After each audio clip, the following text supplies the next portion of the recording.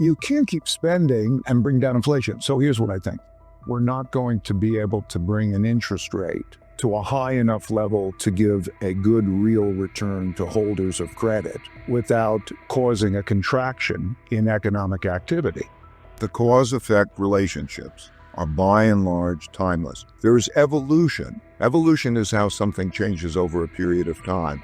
And then around those things are these cycles, because if they're put in the same position, let's say a Federal Reserve is put into a position of having to decide, do you have defaults or do you print money?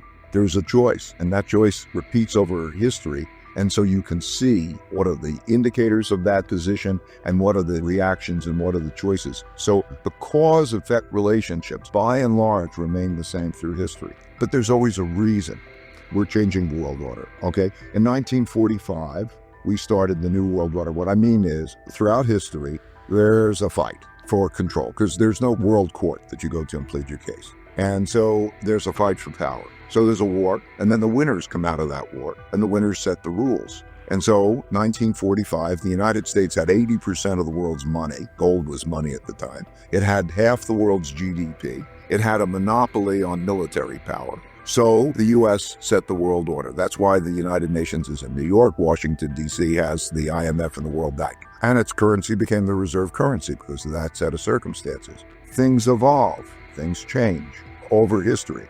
So the three big things that are changing now that haven't occurred in our lifetime is the amount of debt and money creation, which affects the value of money, and you could see it affecting what's going on every day. The large debt puts central bankers in a choice. Do you pay it back with hard money, or do you pay it back with printed devalued money? And if you pay it back with hard money, it's hard. In other words, that's when you have debt crises. So in all cases, they eventually print money, and that produces inflation. That's the place we are at this moment. The second is when there's a great internal conflict, usually when there's a large wealth and values gap, at the same time as you have a financial problem. Then you get populism of the left and populism of the right. In other words, those who feel disenfranchised want people who are going to fight for them. They don't want compromisers. They don't want them to be in the middle, because middle means that they're not fighting for them. They want them to have guts. So you have populists of the left, and their positions harden, and there are no compromises. That's why we're potentially in a situation that you could see in one of these elections that neither side would accept losing. Perhaps we see that. Maybe you don't follow the rulings of the Supreme Court. Anyway, these things have not happened in our lifetime, but they happened many times in history. So if you look at that, you see from those patterns why the gaps become greater and the positions harden, and you see the dynamic. So that's the second.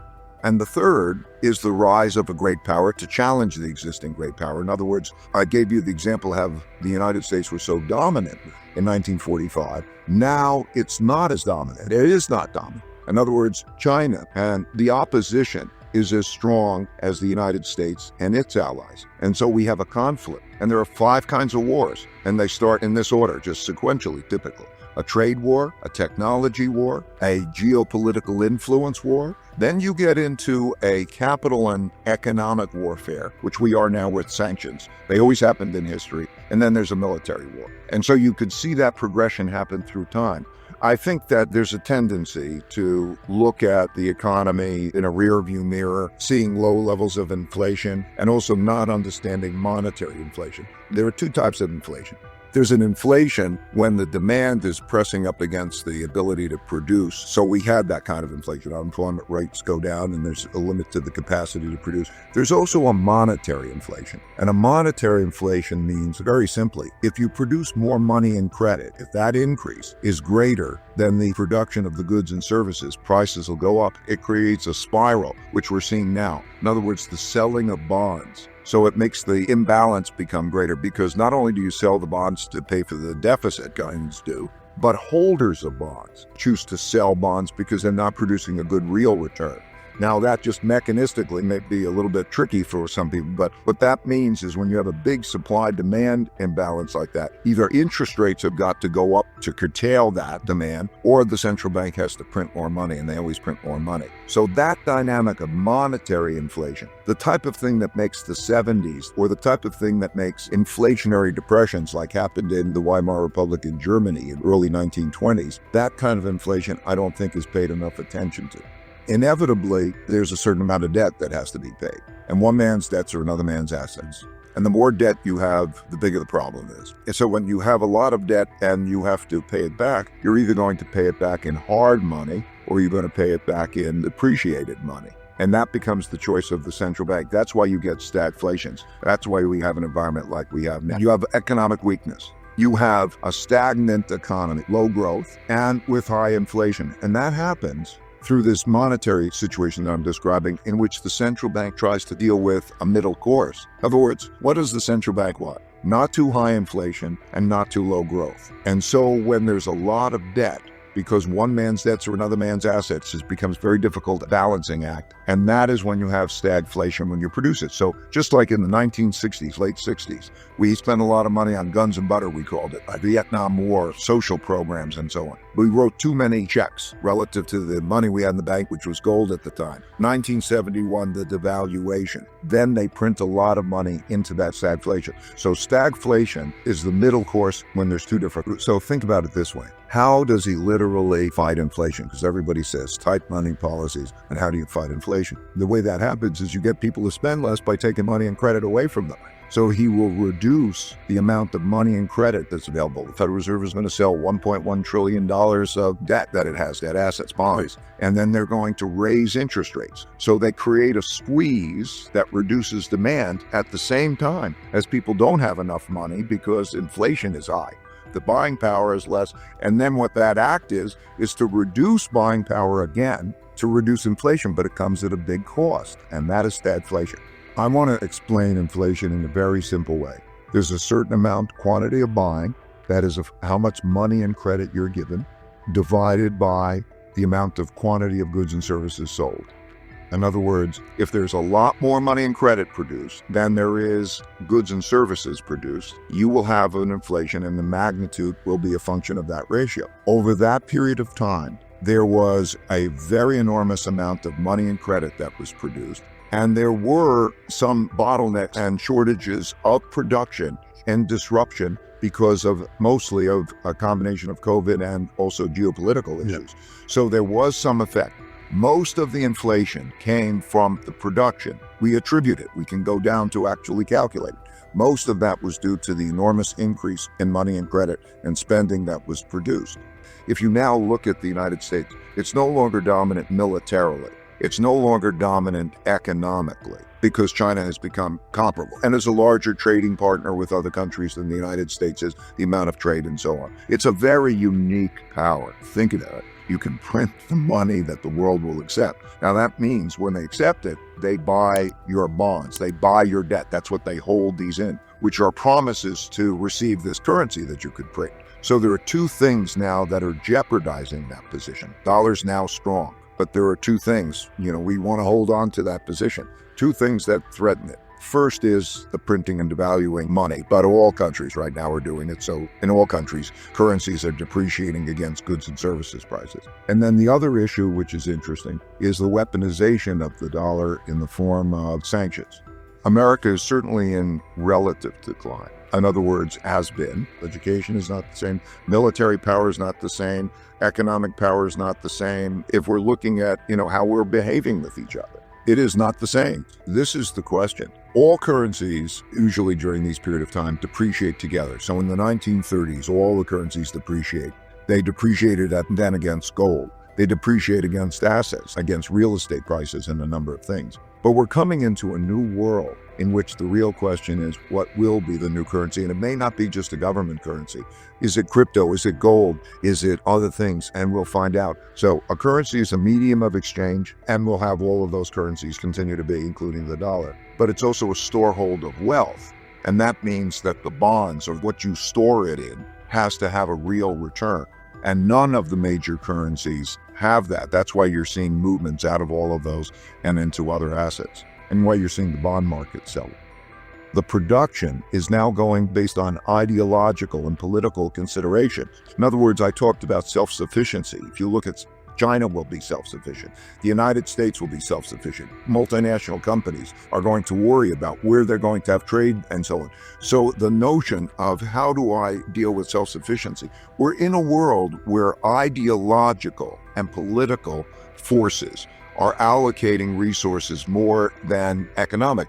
Given the risks in the world, they want to be self-sufficient. And similarly, the United States wants to be more self-sufficient, and other countries are wanting to be more self-sufficient because they're worried about being cut off. It's the nature of the beast. Capitalism is a fabulous way of allocating resources to get rich, but it gets people at different rates. They get very big differences, and also produces a lot of debt. That's part of the capitalist process. And so when there's this large debt and when there's a large wealth gap, people feel disenfranchised. So it happened in Europe, 4 major democracies chose autocracies because of the fight between the left and the right. Then they called it fascism and communism. But those two, the right and the left, and how to deal with it has always happened. So you go back to the French Revolution. In all of those cases, there were moderates. There were people in the middle who said we have issues and we have to deal with those types of issues. But the polarity becomes greater. When the causes that people are behind are more important to them than the system is in jeopardy. You know how it is. How did Donald Trump get elected? What was the characteristics of the population? You can go back and you could see that. So you have fighters on both sides who are not want to compromise. They don't want, it's considered weak. And if you're in the middle, you will have to pick a side and fight. There's the loss of the middle. What we need right now, in my opinion, is a strong middle. You need a strong middle, but you also have a political system where you have two parties. And because of those two parties, there's a tendency to become more and more extreme because those extremities on each part of their party become a stronger, so to win a nomination.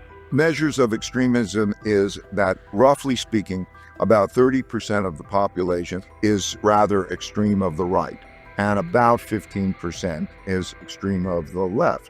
Of course, that represents then the majority of the Republican Party is in that category, and then a very important part of the Democratic Party is on the left. Yet the majority of Americans are in the middle. So you still have, given those numbers, they add up to maybe 40 or 45% of the population. So we don't have a party in the middle. You don't have a middle. Investing in education and infrastructure through history have been the most important ingredients. You can't make better investments than in education and infrastructure.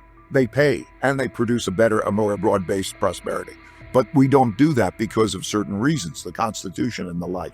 But in order to do that, you need a platform of the middle. You need a spokesman, I think, that draws people away from the extremes toward the middle. If you did have a third political party, and I'm not saying that's practical, but I would say then you could have a platform, and then you could have somebody that you could look at, or candidates that say, I am for the middle, and that would help to neutralize. Because otherwise, history has shown you go to greater and greater extremism, and then you have the battle. And I think that that's what we should be afraid of most, is that those extremists in a battle having a type of civil war, which I think there's a reasonable chance of. When I say a civil war, I think that the rule of law and constitution can be of diminished value relative to power, such as in the elections, neither side accepting lose it, such as the Supreme Court makes rulings that are not followed by states, such as population moving from one state to another because the values in that other state are more there. And so then it becomes a make me type of situation. Rather than saying, what is the law? It says, make me do that thing. And now when we lose that kind of rule of law and respect for the whole, I think that's a type of civil war. When you watch that, who knows where that leads? It could lead to violence. The whole idea in the Constitution of holding arms, and how many, there are more arms than there are people, and so on. And when you get into a make-me mentality, you could get into an armed situation where a lot of people and guns and crazy things. I'm not going that far. But I'm saying let's bring that back a notch and talk about, can we imagine, you and I, we know history, and we look at today, and it's different. Could we see the failure of following the rule of law and the Constitution? So somebody gets elected and you now know who's going to be in the seat, or you don't follow that, then you get into a power-based situation? Yes, there's a possibility. And the fact that we consider that to be a significant possibility, I put the odds of something like that at about 40%. History has also shown, and we see it, that people have to pick a side. They pick a side and they speak to us. So you watch in the media. Do you get unbiased reporting? It's hard to come by. Even exchanges of thoughts. It wasn't like this. Even the issue, let's say, of, Disney in Florida. In the past, Each should have a different perspective. You wouldn't weaponize, you wouldn't retaliate to the same extent that we're retaliating with exercises of power and so on. You have to benefit the majority of the people. It's narrowing just by any of the measures since 1980, per capita income for the bottom 60% of the population has not risen. If you ask your surveys, it's a failure. Every system needs to be improved and modified and made better. And I'm a mechanic, so I just look at the cause-effect relationship. It is because there is an element in which the reinvestment of gains do not go down to create the basics. What are the basics? Here's all you need. Parents who take good care of you, a good public education system, and equal opportunity. That's all you need, as existed throughout history. You give those things to people, and by and large, you have a much more prosperous, you could draw the talent from wherever it is. So those are the things. And we're in a spiral, because also the children who grow up in some of these areas from childhood, and they don't have the parents, they don't have the circumstances in terms of the basic equal education and so on. And that population is a growing population. And so we see then the disenfranchised. Other issues is because that population. So let's just go back. How did Donald Trump get elected as president? There was a population that was a disenfranchised population that wanted somebody who was going to fight for him, like populists do. The profit system alone is not good enough. The history of these situations make one worry about such things because the conflict and so on goes through a difficult time. I believe that we're at a moment in which we have a choice, and it largely depends on how we are with each other. We being Americans. Americans, and then we being, it could be Americans and Chinese, but we as humans have a choice of how we are going to be with each other. The world has more resources than it has ever had. It has more wealth than it has ever had. It has inventiveness that will produce fabulous gains, and that'll continue. But the issue is really, are we going to be dealing with that as a together society? It's very simple. Don't go to war with each other. Work together, right? Don't go to war. If you do that and you realize we're all in this together, and then I don't care how you get there in terms of that element. I do believe in thoughtful disagreement, the art of thoughtful disagreement. I believe in win-win relationships, not lose-lose relationships. And my principle is, if you worry, you don't have to worry. And if you don't worry, you need to worry. We need to worry. Because if you worry, you will do the things that prevent you from happening the thing you're worrying about. So, for example, if I look at the term civil war, and I look at the term international war, and I can paint a picture, a realistic picture of what that looks like, so the people really see it, like the people who went through those wars in history saw it. If I can paint that picture and then say, one thing we could agree on is we don't want that. Okay, we do not want that. So how? That's why I would like to see in the United States, I'd like to see us get strong. I'd like to see a strong middle. Anybody who has gone through a war, this is true for history, you see what happens is the polarity becomes so great that there's no talking. There's just mutual intimidation and there's a fight. And you get beyond the stage and the middle gets lost. There's the capacity, a lot of capacity to increase the size of the pie and divide it better. And I'm a capitalist, so I don't mean just handing out money wastefully, but I mean there's so many opportunities to improve productivity and produce opportunity in various ways that I just can't believe that we're not doing it, and we could do it. You point out in the book that often a rising power and a declining power, where they cross, end up in a war. Do you believe China and the United States are going to end up in a war? I believe that there's a significant risk of it, but I don't think it's probable. As I say, well, there are 5 types of wars. We're in 4 of them, Right. and we're at the edge of a 5th. Which is a shooting war. That's right. So we are in a trade war, we are in a technology war, we are in a geopolitical influence war, and we are, to some extent, a capital and economic war. We are there. And we are dealing with military issues, particularly as they pertain to Taiwan. We're close. Could Taiwan be the thing that led us to war? If we go to a military war, it'll almost certainly be the Taiwan issue. I think we want to contain China. Their concerns are mostly the domestic concerns. How do they deal with the demographics issue? How do they deal with their own domestic issues? You know, when you run a country, The major issues are the internal issues. How do you make sure you deal with corruption? How do you deal with all the issues that they face? Poverty in the east, in the western part of China, environmental issues, the property bubble that's bursting, the COVID issue. So look at it this way. It's a big thing. The population in China, the capitas, are more than 4 times that in the United States. Since I started going to China in 1984, per capita income has increased by 27 times. If it increased to half of what the United States is, that would mean its economy would be twice the size of the United States. So it's a big force. The main reason that China did not denominate its exports and trade in the currency and did not denominate its lending is that they didn't want to be a threat to the United States, because that's a threatening act. If the United States loses, now we were in a different era then, just to explain it. They became the largest trading country in the world. In other words, did more trade than any other. They could have operated in their currency. In terms of lending, international lending, they're the largest lenders, and they could have done that in their currency. They chose not to because they perceived that that would be a threat. They were not trying to disrupt the world order. But now we have a different set of circumstances worldwide. This leadership was the same, of the same mind.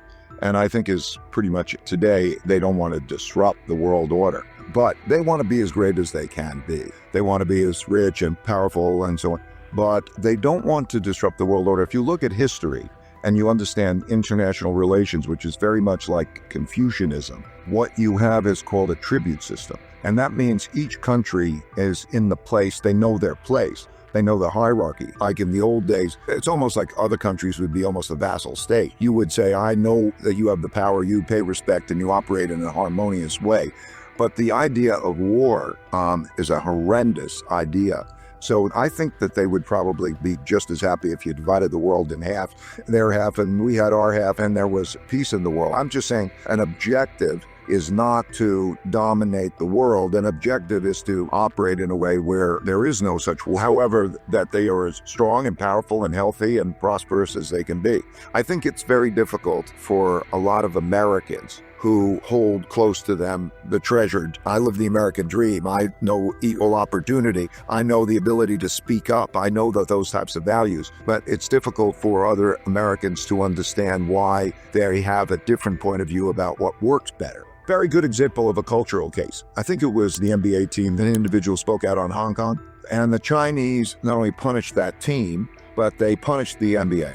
And in our, like I would say, everyone should have the right to their opinions and to be able to have free expression. In their view, if somebody's doing something wrong, that they will punish the group. They'll punish the family because the group is supposed to be responsible for that. They don't understand it from the internal values way having to do with Confucianism, the history, why it's more autocratic, top-down, what they believe about democracy. The Chinese leadership is paranoid mostly about maintaining the power of the Communist Party. Well, they would view that as very similar to us saying the power of the Constitution, because that is the system, that's the order. In 1949, they made a system.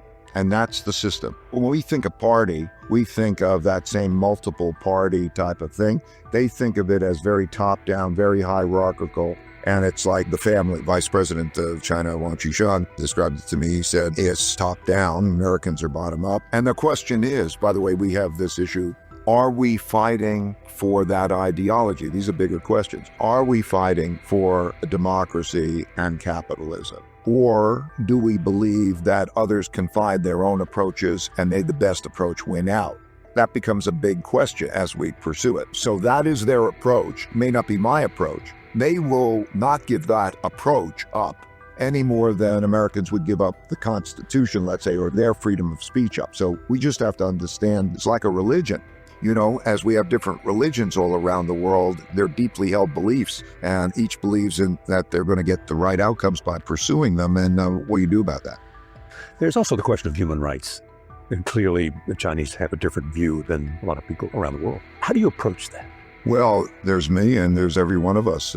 It's a cosmic question. Every one of us who buys products or all the businesses that are operating and interacting with China or operating in many countries, I could list the number of countries, the interconnectedness of the relationships with China. We import 22% of our manufactured goods comes from China. If you're buying your Apple or you're buying your sneakers, you're in a position that's somewhat similar to me in terms of thinking about what the issues are. What I do is I rely on the guidance of the government, both governments. I think in studying their dynasties, I studied the Tang dynasty, which is around 600, and I studied also other societies. It is the things that I've talked about before. It is in broad-based education. That Confucian system was the first meritocracy that came in to create broad-based education, and then they would have exams, and the people who would get the jobs would be the people who were the most capable, and they got away from corruption and those types of things. I wouldn't characterize some things as Chinese. I think that in the history of China, there have been good dynasties and there have been bad dynasties, but there's always the common ingredients of what makes a country successful, and they've been that way uniquely. If you do look at the history, I've studied the powers and the different strengths.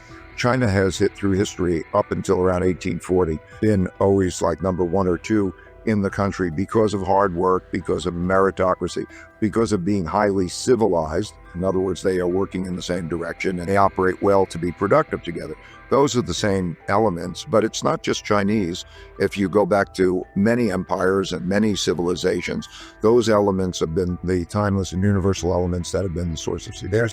But of course, there's always a balance between being a revolutionary. It's always how far you take it. So in China right now, there's entrepreneurship, investing in all the ways, empowering, and it's really a capitalist type of approach among entrepreneurship, but they'll call it state capitalism, that kind of an approach. And then there's the question of order. So it is always in getting that balance correctly, because you can have disorder. Like in the United States, we could have enough disorder that could be disruptive to that process. So it's always the issue of getting that balance right. Right now, I think the tilt in China has been a bit more autocratic. And so they're trying to strike this balance with also creating what they call Little Giants program for entrepreneurship and so on. I think it's become too much that way. And I think just in the United States, we're becoming a little disorderly. Is there any dissent in China? Oh, dissent. There's not the same kind of open dissent as there is in the United States in terms of how people can speak as freely, nor the media speaking freely, or even listening to things. No. Dissent is more under the surface, particularly now. The leadership evolved greatly also by the circumstances. When he first came to power about 9 years ago, there were two big issues: corruption, and that the system, 5 major banks lent to state-owned enterprises and local governments, and there was no capital market for small, medium-sized businesses and entrepreneurship. And so if you take on the progress they made tremendous progress along those lines. They now have capital markets, and they've done a tremendous job of reducing. In a country which is ruled by the Communist Party. Right. But in their way of doing it, which is that it's run like a company, sort of. There's a board and they operate that way. But in that time, there was a move toward more, at first, 2 5-year terms. So when they moved into the second 5-year term, because of infighting, there was this, what they call core management. So there are 7 standing members of the Politburo, and 4 of them became more the allies of Xi Jinping. And there is a belief that they're going into a more challenging environment. And then they had this series of challenging, and it's become more autocratic than it was before, more nationalistic. I would say they feel more threatened, and it's created more nationalism. So we've begun this dynamic where it's no longer a win-win relationship. It's more like a chess game. In other words, where do you put the pressures on? We're in a war. The power of man, it's in man's hands to be able to work well together and to come up with the inventiveness. If we did those things well, I'm not worried at all. The acts of nature being such a dominant thing, I didn't know that, and then I saw that. There are charts in that book that shows life expectancy, shows per capita GDP, and seeing that these things would last. Maybe they're 10 years, maybe they're 5 to 10 years, really terrible wars and so on, but they don't kill most people, and most people get through them one way or another, and then they pass, and then you move on to a higher living standard. And so that arc just always keeps coming up because of man's adaptability and inventiveness. The power of that also came through loud and clear, and that's why I keep coming back to the point that man has that power, and also it just comes down to using that power and being good with it. It very much depends on the people too, that the people play an important role. The dynamic between what the people allow or demand of their leaders is very important. It's not just the leader. But what I learned about leadership was good leadership varied according to the time and the circumstances that existed. So, for example, Adenauer, who was one of the great leaders in Henry's point of view, what came about after a country lost a war, and it required a certain type of great man for that particular time. And so as time changed and circumstances change, the definition of what a great leader changes. But a great leader, in any case, understands the circumstances and has the vision to carry that forward, and that there's a dynamic with the population. And so can you get the population behind you even when it's a disorderly population? That becomes the great question. Can there be great leadership? Unbalanced, having really looked at dynasties and looked at history and examined it and looked for the lessons, and think about the moment we are in at this moment. I'm thinking primarily the United States. Optimistic or pessimistic? Concerned. Sure. It goes back to the point before. I would say I would be more pessimistic than optimistic, but I believe the power is in the population. If they find a strong middle, if they work together. 1971, I was clerking on the floor of the stock exchange, and Nixon got on television on Sunday night, and I watched him tell the country and tell the world that the promise to take paper dollars and turn them in for gold was going to be defaulted on. And I was shocked. I never experienced that in my lifetime. I went on the floor of the stock exchange. I thought it would go down a lot. It went up a lot. I was wrong. So I studied history, and the exact same thing happened on March 5th, 1933 by Roosevelt doing it over the radio. The exact same thing. And so that taught me that I needed to do that. Of course, I needed to study the Great Depression. I needed to study the 1929 to 33 period. And it happened in exactly the same way. Exactly. A debt crisis when you hit zero interest rates and the Federal Reserve couldn't ease anymore. And I saw that. And for the first time since then, in 2008, the Federal Reserve printed a lot of money, then bought a lot of financial assets. I would not have understood that if I didn't understand that 1929 to 33 period. So I learned the lesson, but I like to do it as though I'm going through the real experience. I like to not read history in retrospect, but read the papers as things are transpiring and imagine that I'm going through it. So elements, I think, of a currency that I think that are important is, can you buy and sell things all around the world with it? Is it going to be private currency that you're not dependent on others? Like gold, one of the things about gold is it has intrinsic value. So because of that, it's perceived intrinsic value, but you're not looking for a payment for somebody. Whereas in others, you have to have money coming in some exchange that the government can't control it. And we're in an environment now when you have a currency that's a threat. It's so good that it's a threat to the existing currency. Governments will outlaw it, and they have done that with Bitcoin in a number of places, including China. And I think that they have those vulnerabilities. The digital currencies, they have that. I have a tiny bit of it.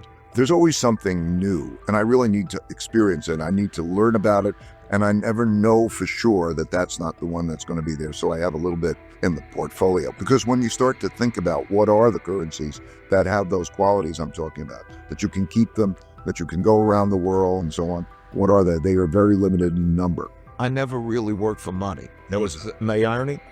People have asked me what it means not to work for money because I made a lot of money. And I guess what I mean is the world wants what you have to give, right? And if you're having fun, you're going to give better things, right?